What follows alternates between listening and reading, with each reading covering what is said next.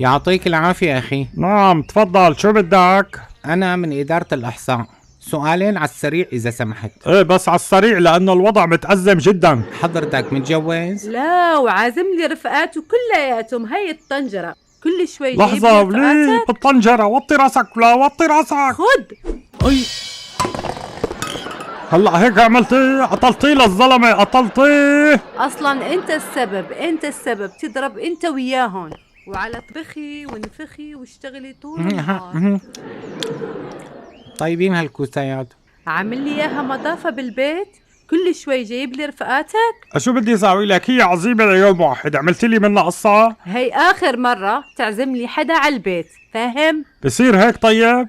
الزلمة مات برا، شو بدنا نساوي فيه؟ ليكو لا من تمه ولا من كمه، تركته برا ببلعط. حدا بيعمل عملتك بالطنجرة؟ هالمرة اكلتها بالطنجرة، المرة الثانية بهدي البيت على راسكم. لك هاد ما له علاقة، مكتب الإحصاء هاد ما له علاقة. لا ما صار لي شي. على طبخي واشتغلي طول النهار. خد.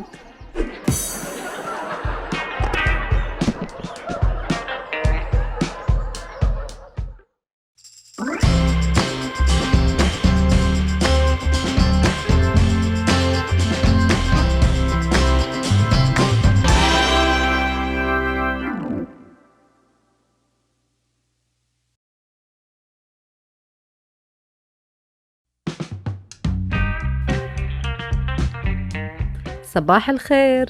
يا صباح الورد والياسمين، أهلا وسهلا. شو هالصباح الجميل؟ حضرتك أول مرة بتيجي على المحل مزبوط؟ ايه صحيح عم تحكي، حضرتك صاحب المحل؟ أيوة أنا صاحب المحل، هذا المحل إلي وعندي لسه محلين بآخر الحارة مأجرهم. ايه ممتاز كتير. وشو كمان عندك؟ وشو عندي كمان؟ ويا سيدتي الجميلة، عندي بيتين بالبناية اللي مواجه المحل كمان مأجرهم.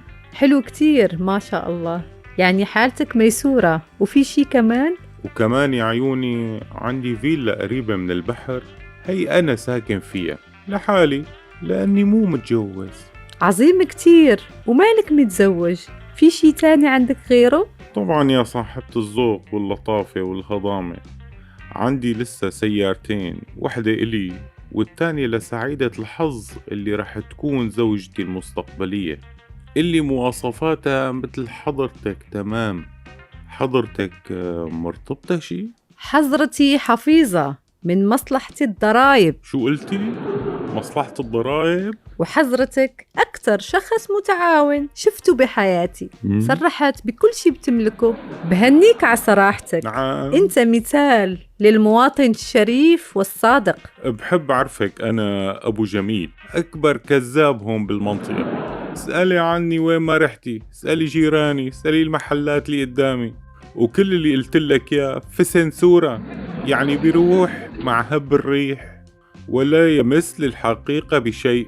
أنا متجوز وعندي 4 أولاد، وهذا المحل اللي أنا قاعد فيه أجار ومكسور علي شهرين، وأنا بالحقيقة مالي مثال للمواطن الشريف والصادق، أنا مثال للمواطن المعذر والفايت بالحيط.